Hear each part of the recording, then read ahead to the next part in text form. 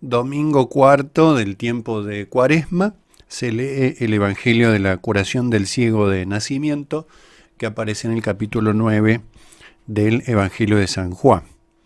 Este milagro de curación del ciego es mucho más que un gesto de misericordia corporal de Jesucristo, mucho más que la curación física de aquel hombre.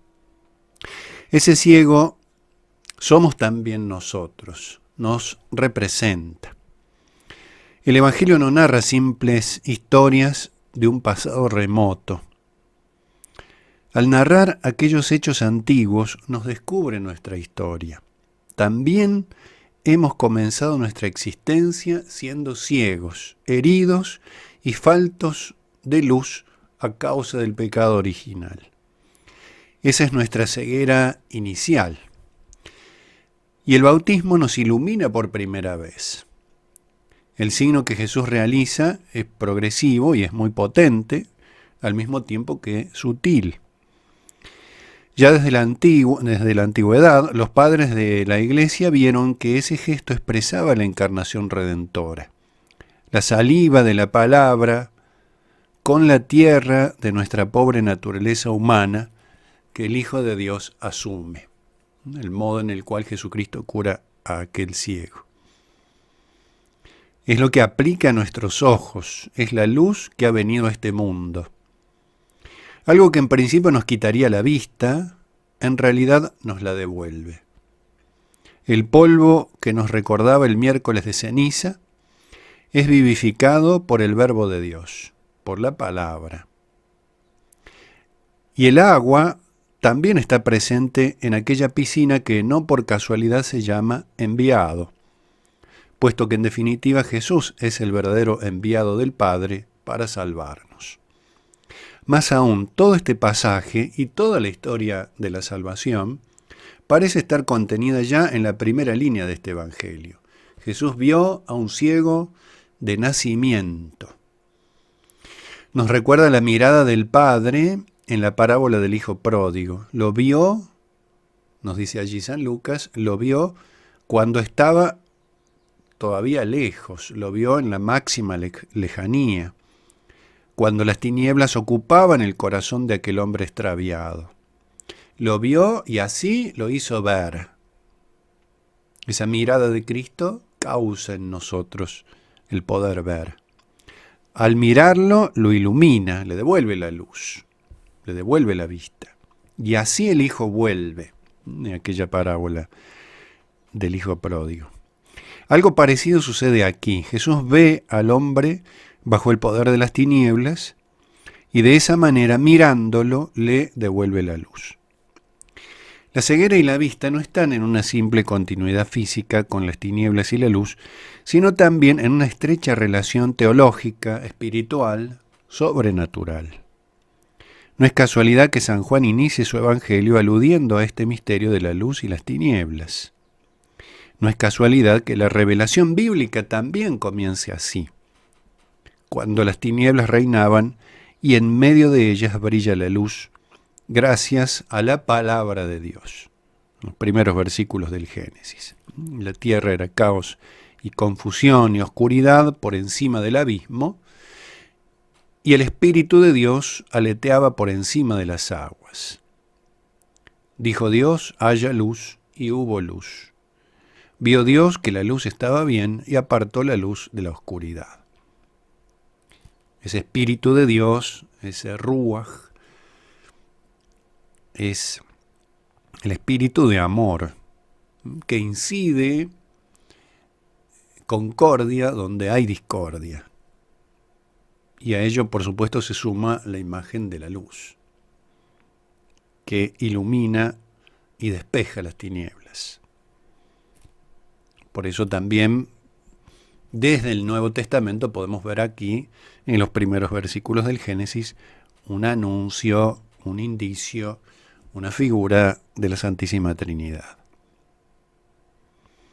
Así como la revelación bíblica despliega el panorama inicial en medio de las sombras caóticas, concluye en el libro del Apocalipsis extendiendo el horizonte de luz eterna y perfecta, sin fin, sin mengua alguna, sin oscuridad sin noche. Nos va a decir el libro del Apocalipsis que ya no habrá más noche, que la luz del Cordero ilumina siempre la Jerusalén celestial. Toda la Escritura entonces es como un largo amanecer, donde ciertamente se sucede el día y la noche, la tarde y la mañana, pero comienzan esas tinieblas iniciales y concluyen esa luz perfecta y definitiva de la ciudad santa de la Jerusalén del cielo. Todo converge en la luz del Cordero que ilumina la ciudad santa, despejando y derrotando para siempre los poderes de la oscuridad, la fuerza del pecado, la hostil presencia del demonio. Aquella ciudad magnífica y resplandeciente, nos dice en Apocalipsis 21, no necesita ni de sol ni de luna que la alumbren.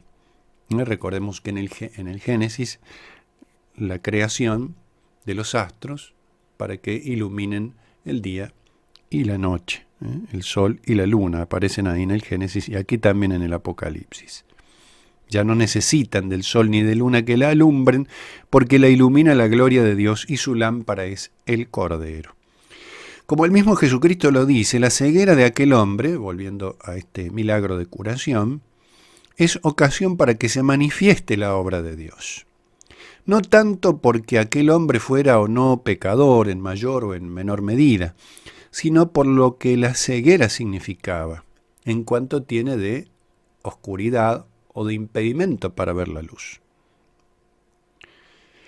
Aquí los verdaderos ciegos son los fariseos, aunque ven con los ojos de la carne, pero no quieren ver con los de la fe, porque se niegan a admitir esa manifestación de la obra de Dios. Rechazan a Dios y eso los envuelve en oscuridad. Lo rechazan porque pertenecen a las tinieblas. En cambio, aquel ciego cree en Cristo, cree en la luz del mundo y por eso ve. Jesús resume en una afirmación al final de este evangelio lo que ha sucedido y el significado profundo del acontecimiento. Dice, para un juicio he venido a este mundo, para que los que no ven, vean, y los que ven se vuelvan ciegos. Esos que ven son los que en realidad creen ver, pero ya son ciegos, los fariseos. Creen ver, pero no ven. Es la peor de las cegueras. La ceguera espiritual, por supuesto. Jesús pone en evidencia, y una ceguera culpable.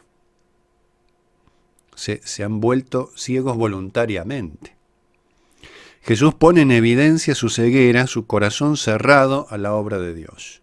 La tiniebla habita en aquellos corazones lóbregos, endurecidos y llenos de maldad. La Biblia nos muestra ese camino desde la oscuridad a la luz, ese paulatino amanecer que confluye en la vida eterna. Camino que comprende la totalidad de los siglos. Así es también nuestra vida, iniciada lejos de Dios, heridos por el pecado original, envueltos en la más densa oscuridad, pero lavados y purificados por el agua salvífica del bautismo, iluminados por la fe, tenue pero auténtico resplandor de la gloria que nos aguarda. Todavía padecemos de cierta ceguera, que los pecados acentúan y la gracia despeja. Todavía no vemos con claridad, pero queremos ver. Y un día admirable lo veremos a Él, lo veremos tal cual es, dice la primera carta de San Juan, capítulo 3. Lo veremos tal cual es. Nos postraremos ante Él y escucharemos esas palabras que aquel ciego escuchó al ser curado de su enfermedad. Tú lo has visto, es el que te está hablando. Porque, dice San Pablo en la primera Corintios, ahora vemos en un espejo, en enigma, entonces veremos cara a cara. Jesucristo mismo es quien por nosotros atravesó la oscuridad de la muerte, cargando con nuestros pecados, y volvió a la luz al resucitar. La obra que realiza en ese ciego proyecta el misterio pascual. Los discípulos primero dudarán sobre su presencia luego de la resurrección. Dudan si es realmente Él, hasta que finalmente creen. Señor mío y Dios mío, dirá Tomás. Es el Señor, afirmará Juan, o en San Mateo, y al verlo lo adoraron.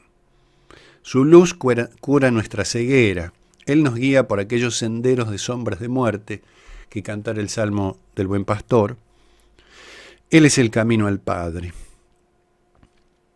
Y nuestra confianza se funda en su presencia, en que Él está con nosotros, en que Él es Dios con nosotros, en nombre del Mesías. Cura nuestra ceguera, Señor, para que al despertar, como lo dice el Salmo 17, nos saciemos de tu rostro.